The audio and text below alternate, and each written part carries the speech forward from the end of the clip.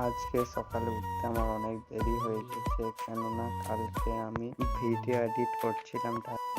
তো সবার প্রথম আমি ব্রাশে কলগেট লাগিয়ে চলে গেলাম দাঁত মাজতে মাজতে মাজতে আমি গান করতে করতে চলে এলাম।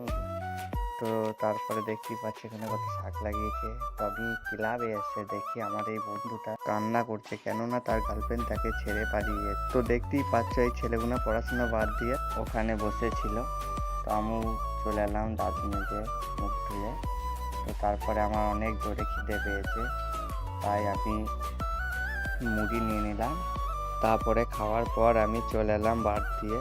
তো বার দিয়ে আস্তে আস্তে দেখি দুটো ভাই কথা বলতে বলতে যাচ্ছে যে আমার গার্লফ্রেন্ড বেশি সুন্দর, ও বলছে আমার গার্লফ্রেন্ড।